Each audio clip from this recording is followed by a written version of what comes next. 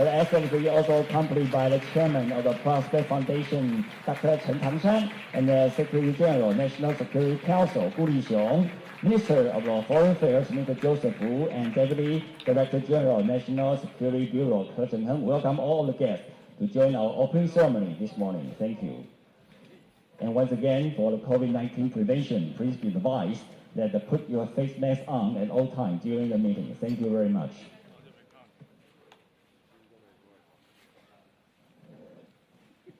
Distinguished guests, ladies and gentlemen, good morning. Welcome to the 2020 Taiwan-U.S.-Japan Trilateral Indo-Pacific Security Dialogue with the theme of the year, Challenges and Opportunities in the Indo-Pacific region and Taiwan Strait in year 2020 and beyond, co-hosted by Project 2049 Institute, the Japan Institute for International Affairs, and the Prospect Foundation.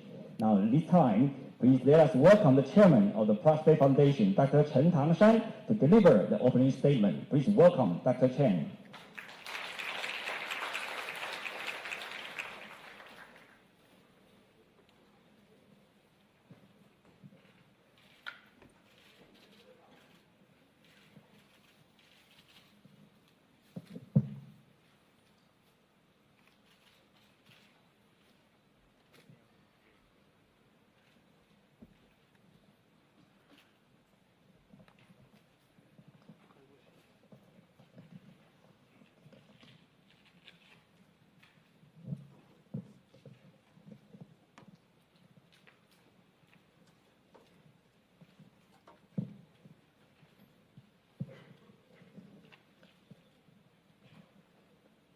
Her Excellency President Tsai, distinguished guests, ladies and gentlemen, in Taipei and online abroad.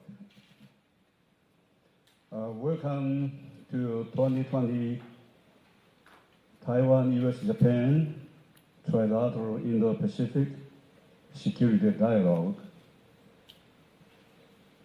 On behalf of the Prospect Foundation, I would like to thank you all for joining us today for this timely and meaningful event.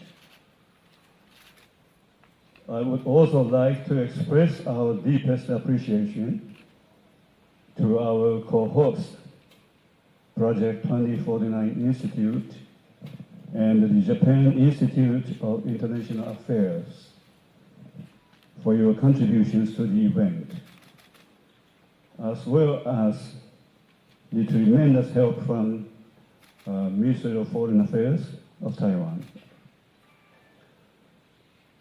It is truly our great privilege to have Honorable Kurt Kendall and other highly esteemed speakers virtually or virtually join us today. Your participation guarantees the success of today's event. Having endured China's aggressive military coercion, disruptive sharp power practices, and the COVID-19 pandemic, we are gathering here to discuss the challenges and prospects of the Indo-Pacific region into 2021 and beyond.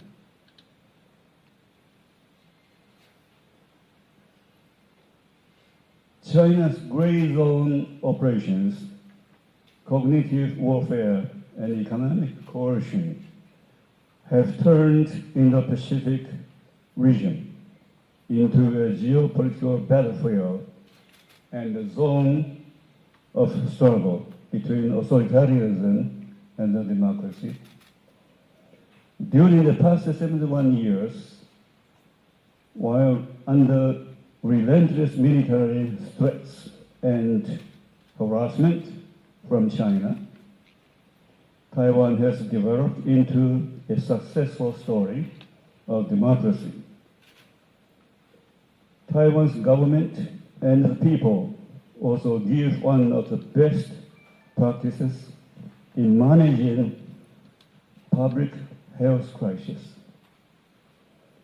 Along with Australia, New Zealand, and South Korea, we have told the world that successful containment of coronavirus 19 need not to come at the expense of democratic transparency or significant economic loss.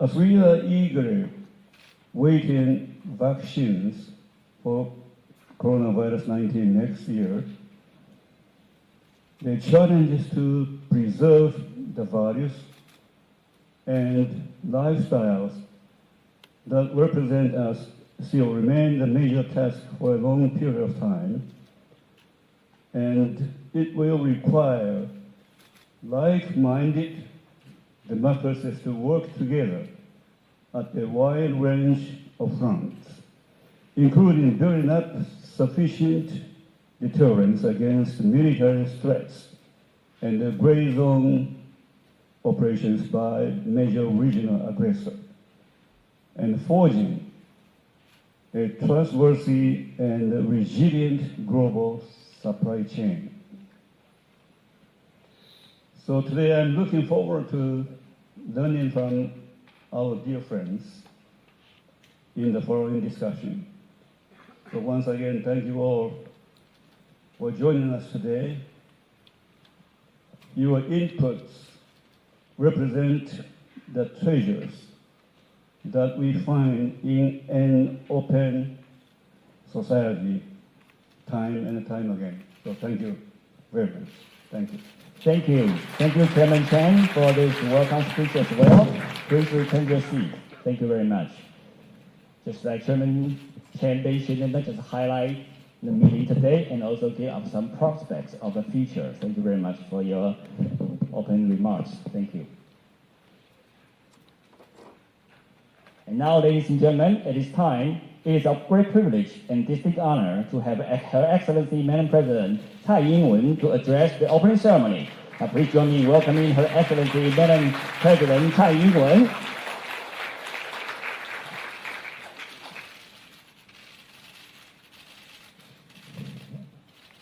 Chairman Chen, Minister Wu of Foreign Affairs, and AIT Director Grant Christensen, and the head of the Japan-Taiwan Exchange Association, Mr. Izumi. And we have a distinguished guest today who will deliver a speech later on. That is Assistant Secretary Kurt Campbell is with us today. And distinguished guests, ladies and gentlemen, good morning. Before I begin, I would like to take the opportunity to thank the Project 2049 Institute, the Japan Institute of International Affairs, and the Prospect Foundation for their hard work in making this important conference possible. I also want to thank former Assistant Secretary of State Kurt Campbell for joining us today. It has been a while since we last saw each other. I am happy to see you looking well and in good health. I very much look forward to listening to your talk later on. As I have said before, 2020 has been a challenging year for everyone, with humanity facing unprecedented hurdles caused by the COVID-19 pandemic. The global economy has experienced a continuous downturn, and the way we think and live have changed forever. Critical events such as the pro-democracy movement in Hong Kong and the US presidential election, meanwhile, will significantly influence how we deal with geopolitics in our region in the future. The recent imprisonment of 3 young Hong Kong democracy activists serves as a stern reminder that we are once again presented with a fundamental decision to make. That is, we either defend democracy or we surrender to the threat of authoritarianism. But 2020 has also been a year of warmth, resilience, strength, and friendship.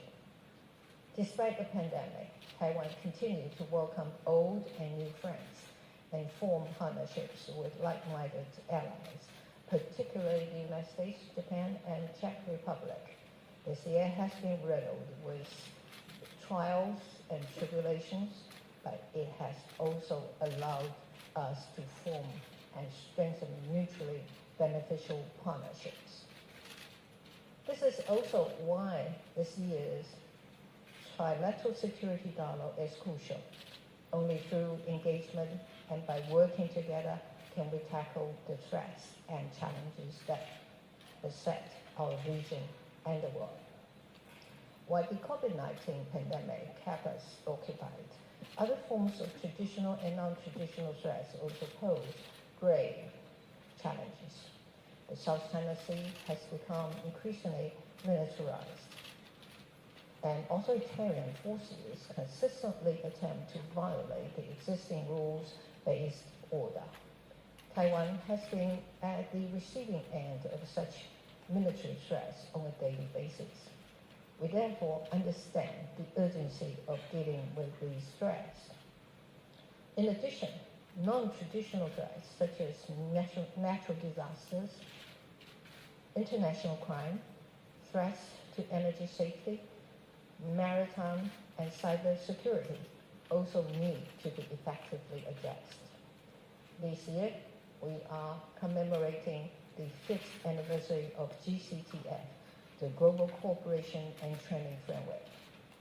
GCTF is a unique platform for which Taiwan and the US have set up workshops to train officials and experts to address non-traditional security and emerging global issues. Taiwan has also established a regional humanitarian assistance and disaster relief network under the GCTF umbrella. So when natural disasters occur, Taiwan and its regional partners are prepared to help. Over the past 5 years, a total of 29 GCTF workshops have been held to address issues and challenges in public health, energy safety, women's empowerment, and media literacy.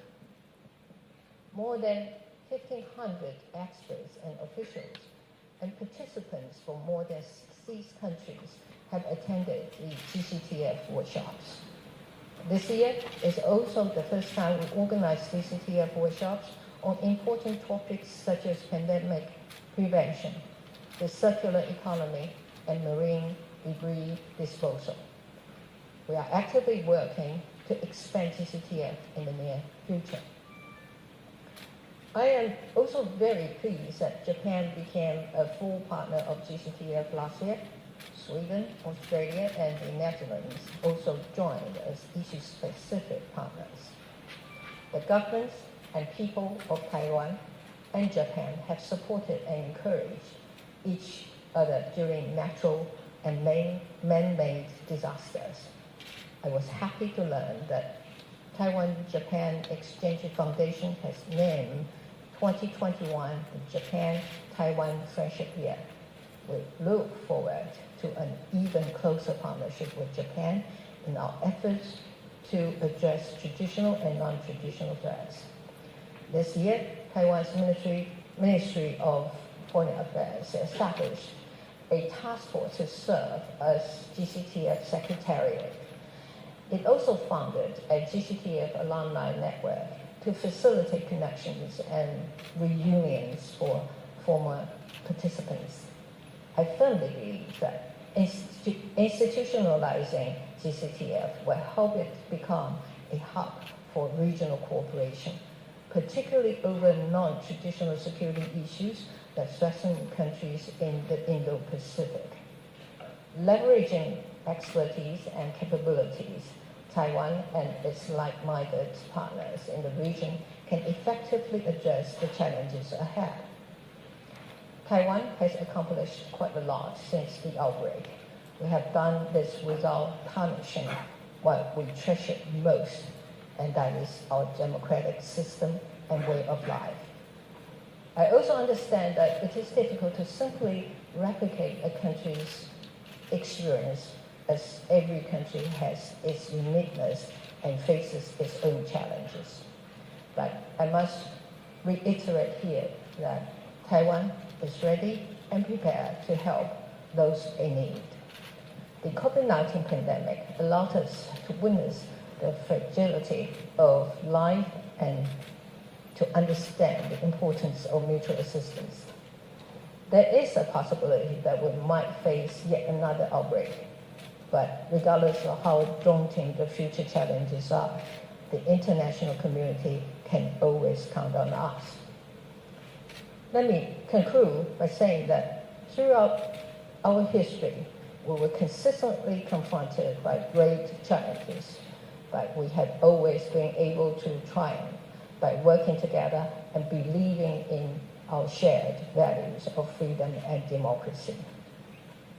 I wish you all a successful dialogue and a wonderful holiday season. I hope we can welcome all participants to Taiwan next year, and that, of course, includes you, Kurt. Thank you very much. Thank you. Thank you. Thanks to Your Excellency, Madam President Tsai, to address the opening ceremony of the meeting. Thank you. And we also had the honor for our Madam President Tsai, not just giving us the opening remarks, but also joining us in the first session of the meeting, which is the keynote speech delivered by the Honorary Kurt Campbell. Thank you very much. Please take your seats. Thank you. And now, ladies and gentlemen, we will conclude the opening ceremony. But to start our meeting with the keynote speech, it is our great pleasure and honor to have the Honorary Kurt Campbell, who is the chairman of the executive officer of the Asia Group. But before we bring it to you, I would like to invite the moderator, Dr. Lai Yizhou, who is the president of the Prospect Foundation, to introduce the speaker and the topic. Ladies and gentlemen, please join me in welcoming the president of the Prospect Foundation, Dr. Lai Yizhou. Thank you, President, and all the distinguished guests. Well, we are eagerly waiting for our keynote speakers, Mr. Kurt Campbell. Mr. Kurt Campbell is well-known among Taiwan's strategic community, also well-known in Asia. And among his distinguished public service careers, he served as a Deputy Assistant Secretary for Defense during the Clinton administration, where he was instrumental in transforming the U.S.-Japan alliance and for the post-Cold War era. And in the Obama administration, he was also instrumental in as an architect for the pivot toward Asia policy, which later on has been renamed as the Asia Rebalance. But I think his distinguished contribution does not stop there. Even during the Trump administration era, he also co-authored with Eli Reimer in year 2018 in supportive of the Trump administration's National Security Strategy Report, which reassessed the U.S.-China policy for the past 40 years. And then last year, he also co-authored with now the National Security Advisor-to-be, Jake Sullivan, in his critique about the way how to compete vis-a-vis China. So I think Dr. Campbell is the thinkers and authors, and also he has an intimate knowledge regarding the incoming Biden administration. So without further ado, let me have the honor and pleasure to invite Mr. Campbell to give us your remarks. Dr. Campbell, please.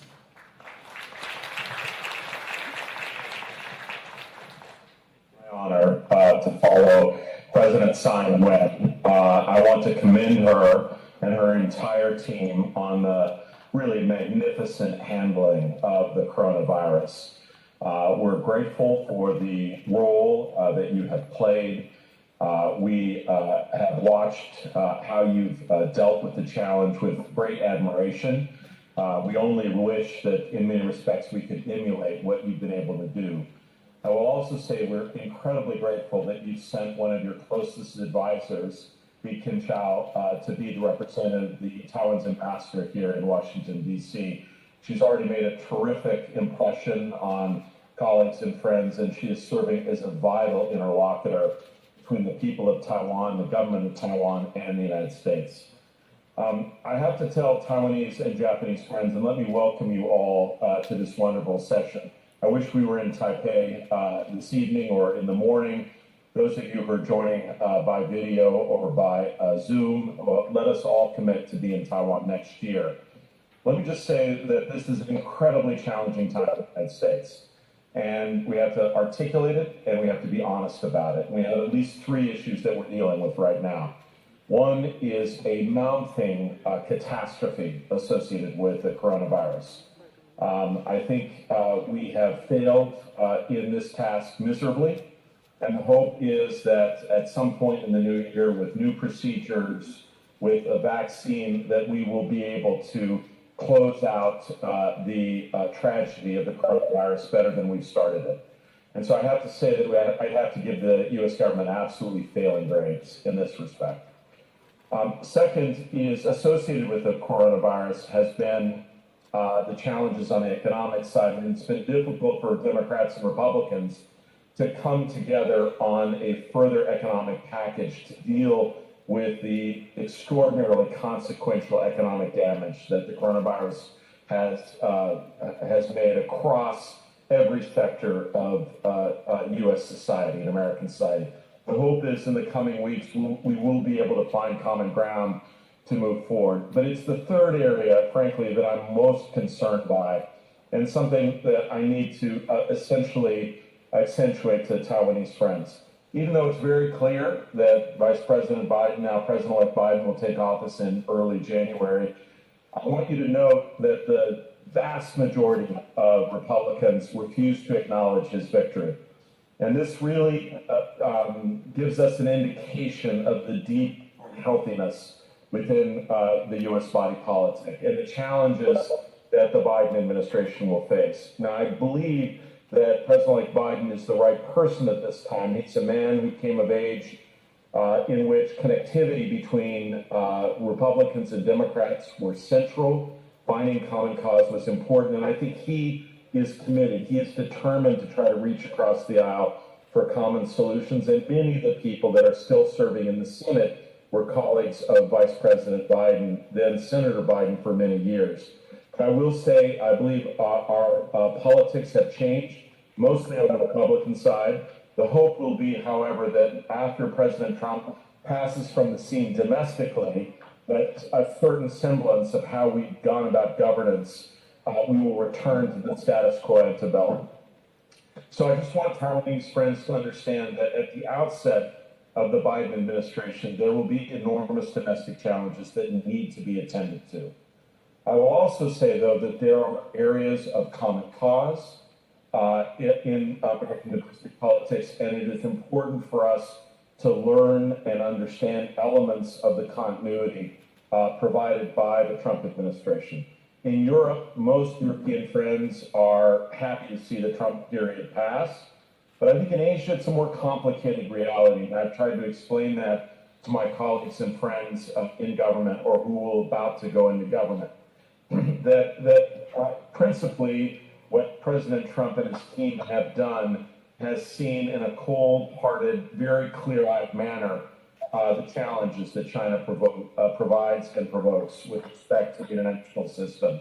And some of the challenges that we've seen. President Tsai talked about the challenges in the Taiwan Strait, the issues associated with the South China Sea, border incursions with India, some of the most remarkable challenges against India in the last 50 years, what we're witnessing in Australia, economic boycotts that have affected almost every democracy in Asia, from Taiwan to Japan, South Korea, Australia, and also the rise of Gulf War diplomacy across Europe. These are significant challenges, and I believe that the basis for some degree of economic recommitment in the United States and common purpose between Democrats and Republicans will come from a clear understanding of the challenges ahead.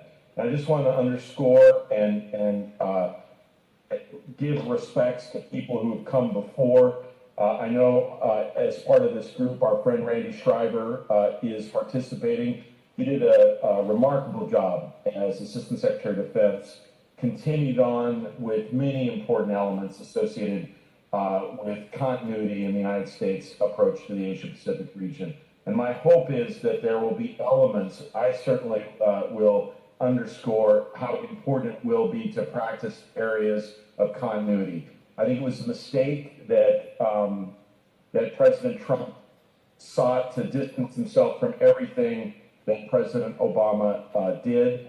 I will tell you, I was in many sessions with Randy Schreiber in which he went out of his way to commend work that was done in the previous administration. I will do the same. There were many things done in the Pentagon and the State Department and the National Security Council that we will do well to emulate, to study, and to understand. So I just want to say I do believe that the challenges in the Asia-Pacific region offer us the best possibility for bipartisanship going forward. And if you're looking for one area in which there is common views, common cause, I think you're going to find it in that area. So let me just take a few minutes to tell you what I think we're going to see from the Biden administration as it gets started. The first, I think, will be a fundamental recognition that for us to be effective and strong internationally, we're going to have to do better domestically. And that's going to require a degree of domestic dialogue, some healing. I think we also have to recognize that areas of domestic investment will be critical in terms of technology and education, ultimately for us to compete effectively. And competition is going to be the watchword. We're going to need to make sure that we double down on efforts in the United States. This is not a one-time thing. We have to continue with work that was started in previous administrations, but do more substantially to go forward. I think what we've heard from previous speakers and what we will see going forward is a recognition that the United States has spent the last 20 years, frankly, overinvested strategically in the Middle East and South Asia. These are important endeavors, but we spent way too much of our strategic time and attention. And I think the Obama administration is going to continue the process that has begun in the last 10 or 15 years of repositioning ourselves strategically. But I think we will do it in a multifaceted way. I think you're going to see not only a military set of engagements, and I'm most comfortable around that set of issues. We are a country that understands how to adapt to and adjust to new strategic environments. Our Pentagon will be able to take the necessary steps, but it will take time. It will take 10 or 15 years under the right leadership. I think we'll make the right strategic investments, not just continuing old legacy systems, but investing in new capabilities, standoff capabilities, long-range strike, stealth, more capabilities associated with the cyber arena. You can imagine the entire range of capabilities I'm speaking about. I'm confident that we'll be able to take those steps, but as importantly, it will be building the capacity of people who understand deeply the Asia-Pacific region. When Randy and I started and worked together now almost 25 years ago in the Pentagon, it was a relatively small group of people at our level that really understood and focused on the Asia-Pacific region. That group is growing larger every day. I'm proud of that. I think we've built a cohort of people in the Republican Party and the Democratic Party that are deeply familiar strategically with Asia. That will only grow over time. Randy encouraged that process not only in the Republican Party, but in the Democratic Party. I will tell you, 25 years ago, there were not that many people that were familiar with or understood the importance of Taiwan. That period is over, ladies and gentlemen. There is a broad group of people across the political aisle that understand the profound strategic significance and our strategic interests in maintaining a strong relationship with Taiwan. So I think you're going to see this reorientation, this process of capacity building across our government, our businesses and the like, and that will take 15 or 20 years. But that process has begun, and it began in earnest really fundamentally in the Trump administration. The area that I think you will see more of on the Democratic side, on the Biden side, is I believe we will take more effort to build common cause with other countries.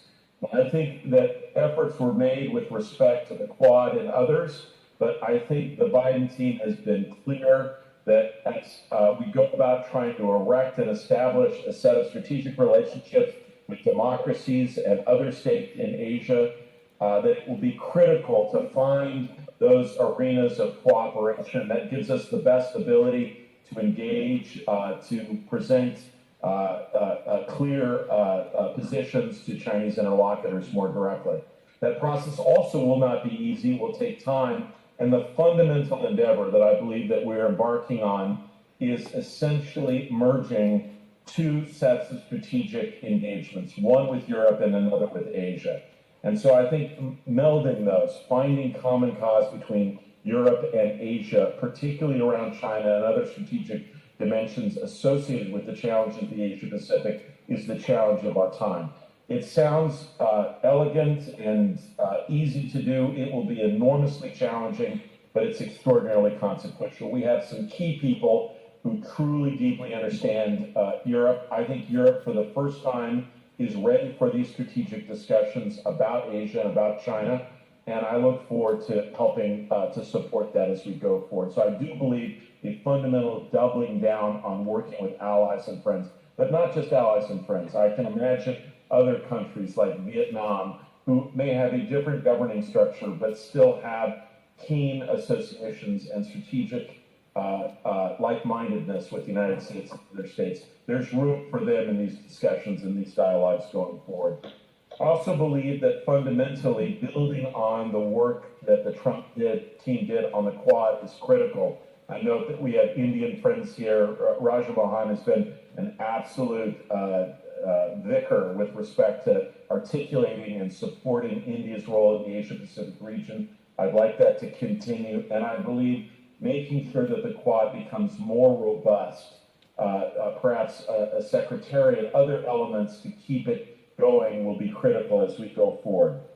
I also think that the United States, to be effective, is going to have to both rejoin international organizations, understand their importance, and also play a leading role in defining the architecture of the Asia-Pacific region. Oftentimes people dismiss architecture. People dismissed architecture in Europe for decades until it was important. I think it'd be critical for the United States to participate more forcefully and more directly as we go forward. And then fundamentally establishing and carrying through with a set of strategic engagements with China. It's the biggest challenge of our time, and it will be enormous for our government and future governments. We often say that it's going to be a combination of competition where we must and compete where we can, but that makes it sound in some ways like a cake mix, that there will be sort of, parts of each. I think it has to be said that the United States has never had a relationship like this. We've had relationships with countries that we had fundamental misalignment with, the former Soviet Union, but we've never had, and relations with countries that we're friendly with, like Great Britain, but we've never had the level of interconnectedness with a country that we also have a high degree of strategic distrust and concern. And that's the reality that we face. There are going to be areas where we have to compete. As I said at the outset, I know that we focus more on the military side, but ironically, the direct issues are likely to be in technology and other elements of cutting-edge things like AI, 5G, quantum mechanics, quantum computing, robotics, human sciences. We're going to have to find parameters where we work more closely with friends and make clear that there are certain areas of investment in the United States, cutting-edge areas of interest that are frankly off limits for Chinese interlocutors going forward. And I think recognizing fundamentally the competitive dimension of the relationship will be critical and clear. Also, I do believe that there are some existential issues that require a degree of cooperation or alignment. I think cooperation is probably too strong between the United States and China.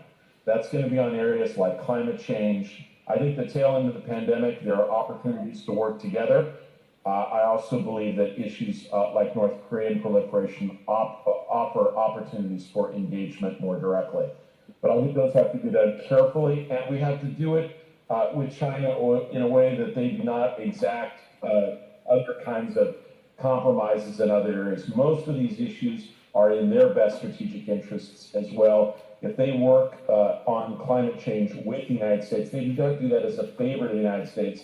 They do it because they see it also as an existential threat as we do. Let me just say a few words about this trilateral dialogue. It's actually thrilling for me to see this take off, to play such an important role in the strategic development of both countries. I can remember a time where Taiwan's and Japan's met quietly with very little fanfare. The fact that this kind of meeting is ongoing with a broad agenda associated with information sharing, strategic assessments and alignments, and also just building human connections is deeply exciting for us. I just want to say that it's a powerful thing when your strategic interests and your idealist sentiments are united. And I believe that is happening for the United States with respect to Taiwan. I think it will be incumbent on the Biden administration to look for those ways and areas in which we can continue on cooperation between the United States and Taiwan. Ultimately, I'd love to see an environment in which tensions are reduced between Taiwan and Beijing. I'd like to see some degree of dialogue resume, but ultimately that is beyond what the United States can wish for or hope for, and clearly that ball is fundamentally in Beijing's court. Ultimately, our goal, however, is to assure Taiwan friends of the steadfastness of our commitment to Taiwan's democracy, to ultimately be clear about our defense commitments, not only with respect to the Taiwan Straits, but in Asia more generally. I think here that the Trump administration did an excellent job, and I'd like to see us continue that. But I think the fundamental goal for us going forward is, I've spent a little bit of time in Asia over the course of the last 25 or 30 years.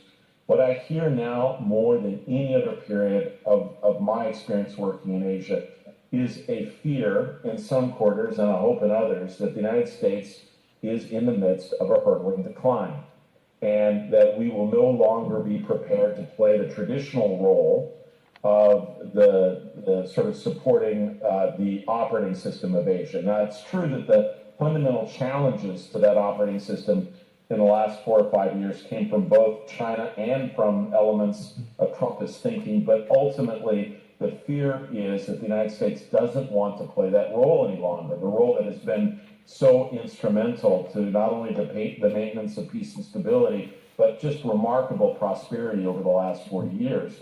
And what will be incumbent on us, and frankly, what I believe is a bipartisan requirement, is to make clear that over 40 or 50 years, there have been many episodes of concern about American decline. In Vietnam, even during the Korean War, at the end of the Cold War, it was Senator Paul Tsongas from Massachusetts says the Cold War is over, Japan has won. At the end of the global economic crisis in 2000, the Asian financial crisis in the 1990s, at each period there were worries and concerns about America not being able to play the role that we played in the past. I think those concerns during the pandemic, I have had Asian friends feel a lot of things about the United States over the last 40 years. Anger, admiration, frustration, wonderment, you name it. This is the first time in my experience that I think a dominant sense in Asia is pity, a real sense that we've mangled this. And so it will be critical for us over the next little while to make clear to the doubters that this is not the end of American power, that ultimately those who bet against the United States have lost a lot of money over the years, and that we have a unique ability to reinvent ourselves, to relaunch, to double down, and in fact, it is in those seeds of concern that has driven us forward. I also believe that there is so much that the United States and Taiwan can do together. I'm proud of the fact that for 30 years, I feel like I've been a strong friend of Taiwan, as Randy and others in the audience have as well. I also just want to underscore that we're not alone any longer, that this is a broad group of people that understand the strategic significance of the relationship, and I just want to give you my commitment to do what I can in the period ahead. I think the Biden administration is hopeful. It's a hopeful sign, mostly for domestic politics, and mostly because of the challenge that I believe President Trump presented, not to the Asia Pacific so much, but to our own body politic. And I believe that the strategic people that he is bringing around him we'll do what's necessary to sustain American position and power in the Asia-Pacific region going forward. I really appreciate the opportunity to be with you all. It's a great team that you've assembled. I promise next year, if we get through this, I'll come and we'll drink a little bit with Japanese friends. We'll celebrate the fact that 3 democracies optimistic about the future. Thank you all very much. Thank you, Mr. Campbell, for your really very insightful remarks. And yes, you're correct that we all face the same challenge associated with COVID-19. And in Asia, including Taiwan, we definitely would like to see some kind of continuity and the continued presence of the United States staying in power. And of course, definitely we would like to see you next year in Taiwan in person, and hope like we can see you soon. And thank you very much. Thank you. Thank you very much for the wonderful speech. Many thanks to Honorable Kirk Campbell, and also thank Dr. Lai for your kind introduction. Please retain your seats.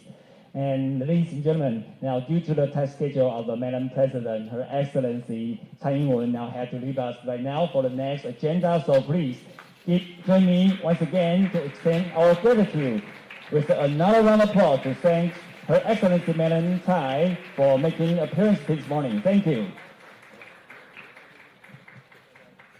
Now, ladies and gentlemen, have a seat, please. Now, we're going to the next session on the stage.